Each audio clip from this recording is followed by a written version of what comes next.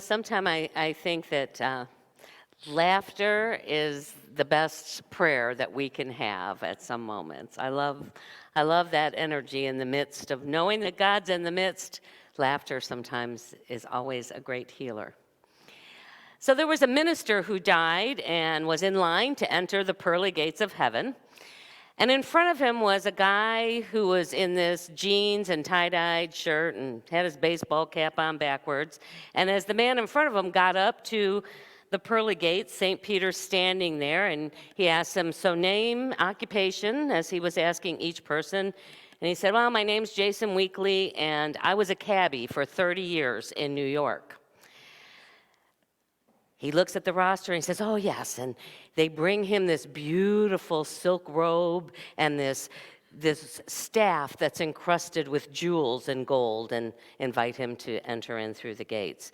So the minister steps up next, and St. Peter's like, name, occupation. And he said, well, my name is John Masters, and I was a minister for 27 years at St. Peter's Episcopal Church. Peter's looking at his list, he goes, oh yeah, here you are. And they bring out this plain white cloth robe and a little wooden stick for him to have. And the minister's like, hey, wait a minute. I served God for more than 27 years. I think I deserve at least the beautiful things that the cab driver, you might have gotten us mixed up. And St. Peter looks at the man and he says, well, your sermons were largely uninspired, and your congregation slept through them half the time. He said, however, this cab driver inspired people to pray every day.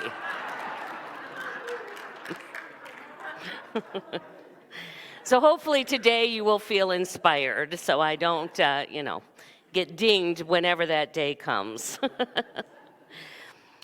So imagine with me Jerusalem. More than 2,000 years ago. It's the week of Passover, the most holy of all seasons for the Jewish people.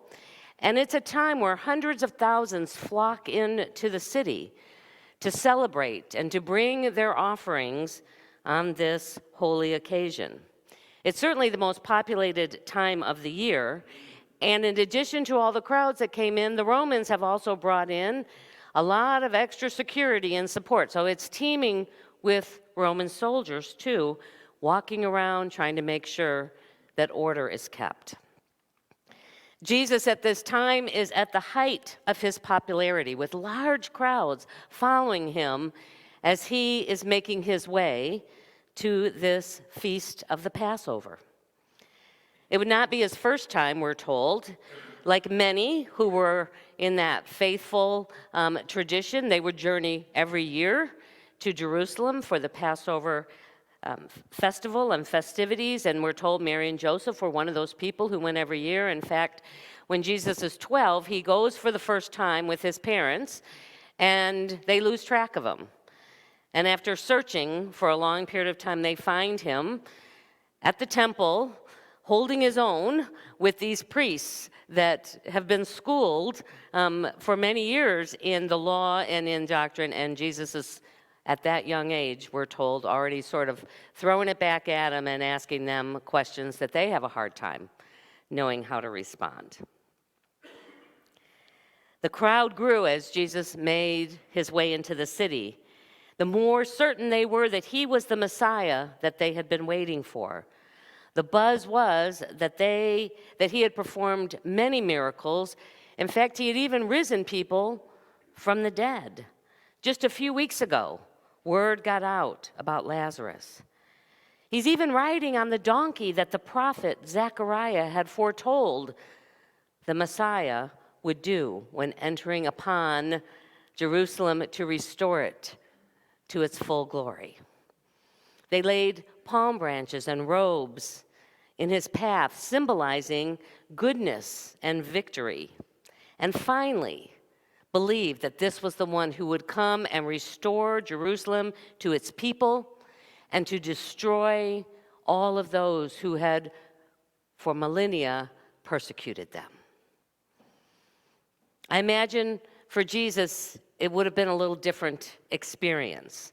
For we're told in the scriptures that he is aware what is awaiting him when he arrives in Jerusalem. He was aware that the high priests were plotting to arrest him and kill him. Aware that as the week progressed, these same crowds that were worshiping and celebrating him would be the same people shouting, "Crucify him." Aware that he would endure a great human suffering and would be called to walk the way of suffering, the Via Dolorosa.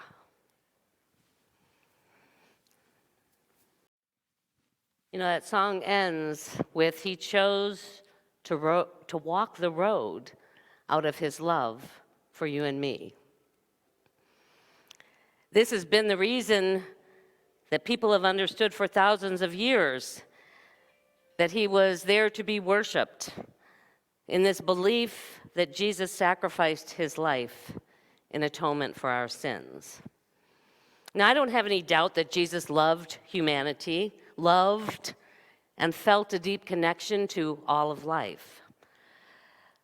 And I ask you to consider that he chose the path, not out of God's need for a human sacrifice, rather as the only path possible for a fully awakened Christ being. The only choice possible when you live in that energy of unconditional love. Because he did have choices, at least I believe so. He could have chosen fear and returned to obscurity, returned to that small village and lived the quiet life of a carpenter. Fear is certainly, in our humanness, can be a very powerful motivator, a force when we're making our choices. Perhaps we witnessed a brief moment of fear when Jesus was in the Garden of Gethsemane. We don't really know as he was facing that difficult path, but we certainly could see it in the disciples, as we're told Peter, who loved Jesus with all of his heart, when confronted in this very dark time, denied even knowing him several times. Fear can motivate us to do things that we might not otherwise do. Jesus could have chosen anger and revenge to destroy all of those who were against him. He certainly demonstrated otherworldly powers in his time here on earth. He healed, performed miracles, even had the ability to bring people back to life. And certainly that's what the people wanted, power and dominion. They wanted someone to come in and do what they themselves had been unable to do. They would have supported him. They would have fought with him. In fact, the disciples were told in many ways were ready. You know, they were expecting this triumphant path into Jerusalem would be the final time where the kingdom would be reestablished and heaven would be brought back into their lives. Jesus chose the path of love and all of its forms: compassion, forgiveness, humility, and non-resistance. He chose the only path, at least in my opinion, that allowed him to stay centered in inner peace. He chose to enter that space that we call Jerusalem. Charles Fillmore, when we look at these places and people metaphysically, said that Jerusalem represents spiritual peace. That kind of peace that results in continuous realization of the spiritual powers that are present, tempered with humility and faith. We may, at this moment, be facing a challenge that fear tells us we should run the other way. Or fear tells us that the only way that we can meet this challenge is by physical power, is by the use of our collective power or by our words, that we will overtake whatever is happening in front of us. And yet, if we are to follow Jesus, if we are to follow the example that he gave us, part of ours to discover is that path of peace, that path of unconditional love, and how that might show up in each of us to demonstrate to the world. It can feel sometimes like we're in the middle of a crucifixion, that we're having to give up and let go of and step into something and die to the old self. And yet, we know what's on the other side.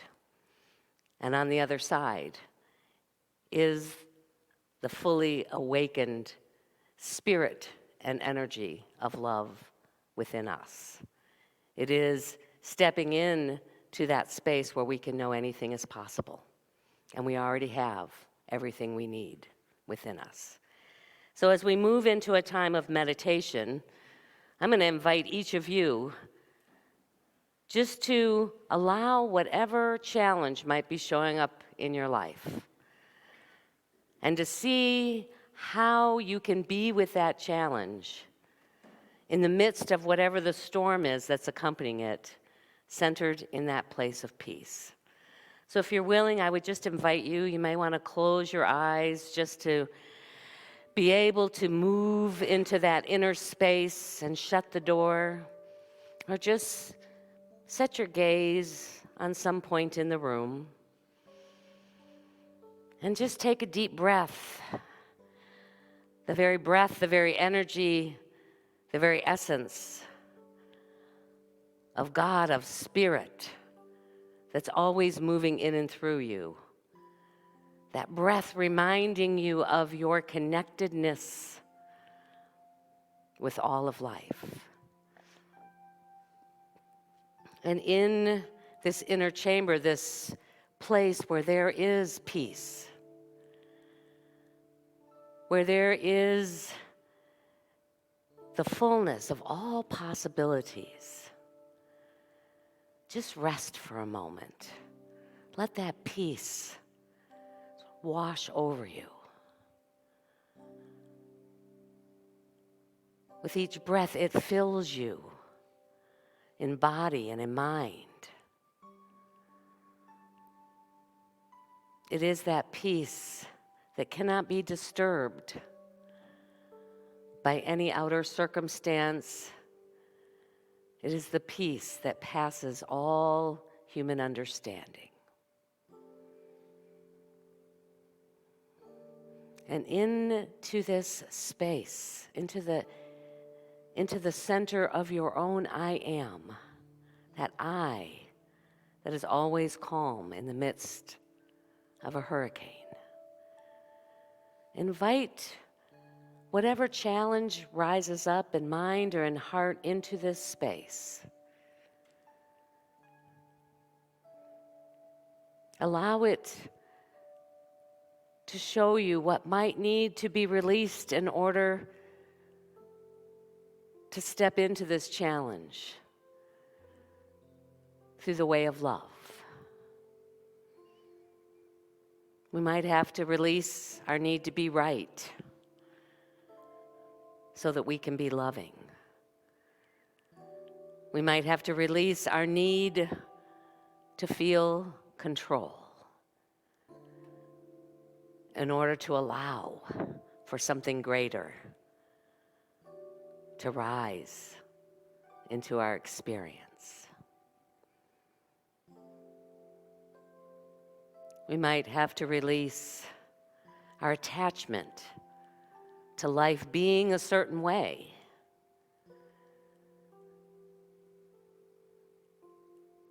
so that we can be open to the path in which Spirit calls us into greater expression.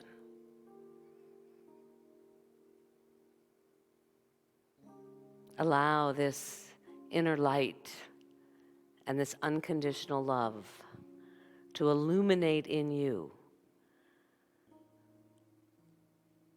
what you can let go of and bring peace as you step into life a new way. Just be with that for a moment. Listen with that inner ear as we pause for a time of silence.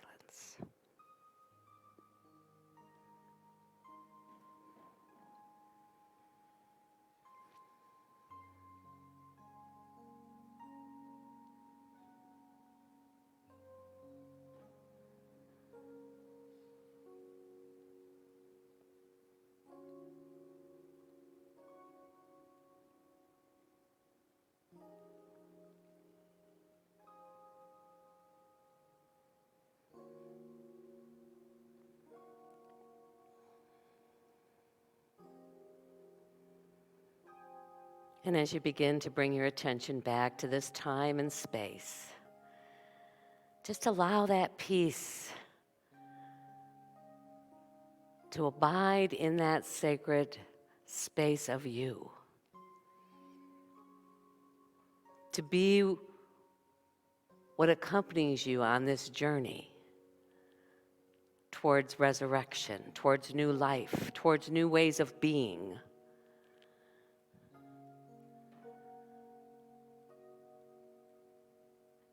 As you walk this journey as body and mind and spirit,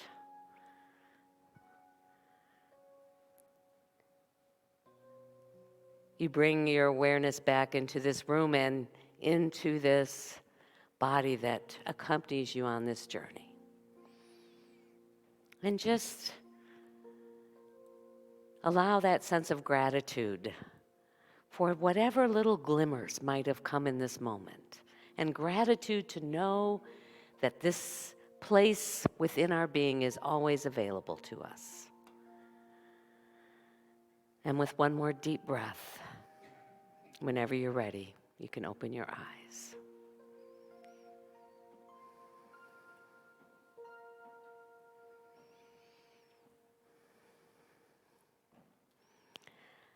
So I believe that Jesus was able to do this journey because he embodied that kind of peace. That kind of peace that allowed him to receive with joy and with smiles all the wonderful greeting he got as he entered Jerusalem, the love that he was able to express in that moment, even though he was aware that those same people would be the ones who would lose faith and who would sentence him to death. So the question on this Palm Sunday for each of us is, how can we stay centered in that same peace, even as the storms brew around us? They're always there. The winds are always blowing, just like today. Sometimes a little stronger, sometimes a little gentler, but they're always there. I love this example of a hurricane in our natural world. Hurricanes have powerful winds. They have great power to destroy the landscape as they sweep over it. And yet, we know that in the very center of that hurricane, the eye, as they call it, is absolute stillness and calmness. That it accompanies all of the challenges that those outer winds bring from that place of absolute peace. And so it is with us.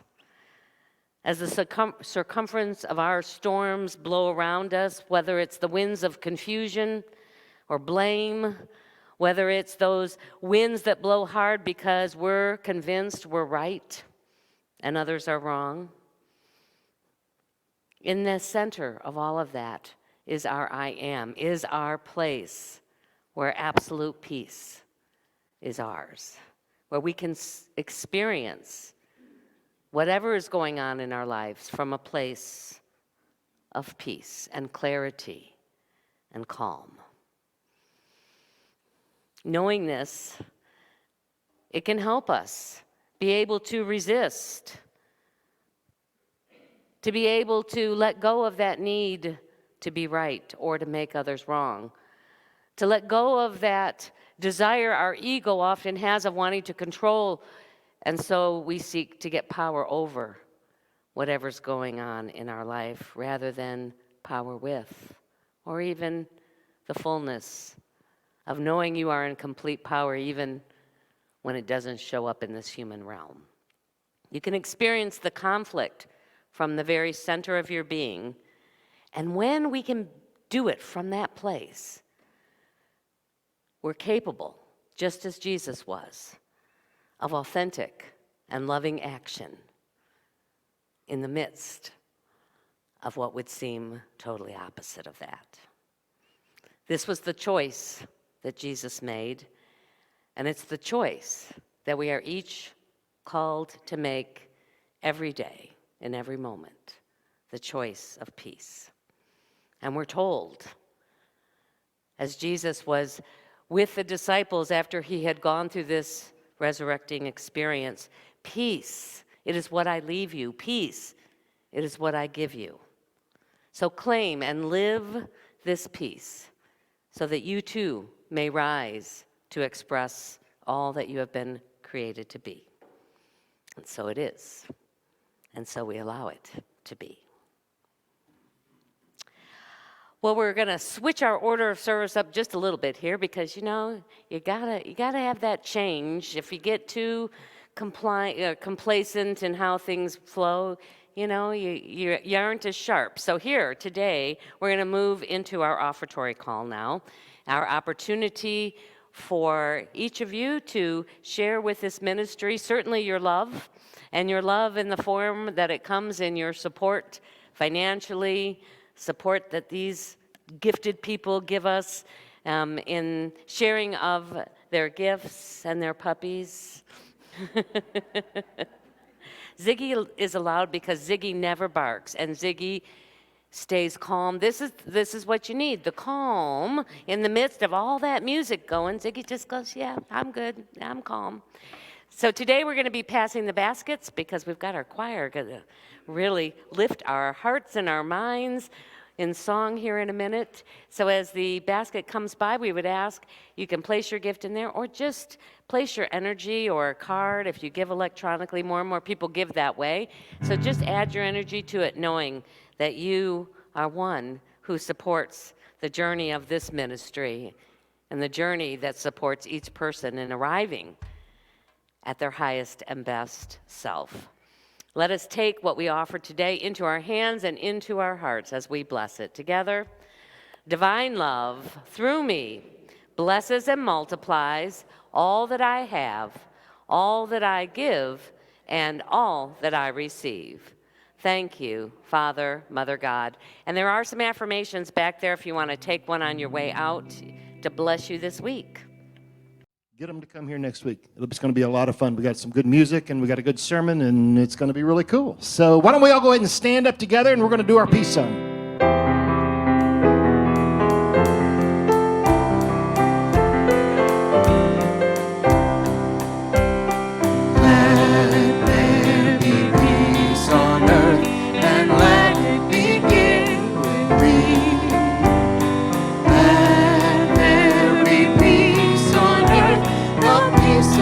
Meant to be with God as our Father, family all are we.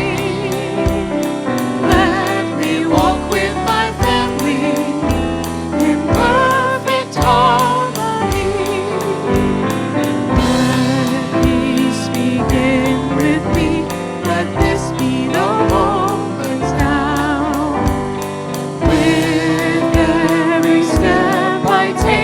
Let this be my joyous vow, to take each moment and live each moment in peace eternally. Let there be peace on earth, and let it begin with me. And so as we go into the week with that center of peace, we go knowing our prayer for protection. We're going to do it as a call and response. So here I go. The light of God surrounds us. I am the light of God. The love of God enfolds us. I am the love of God. The power of God protects us. I am the power of God. And the presence of God watches over us. I am the presence of God. And together, wherever we are, God is, and all is well. Have a great week. That was such a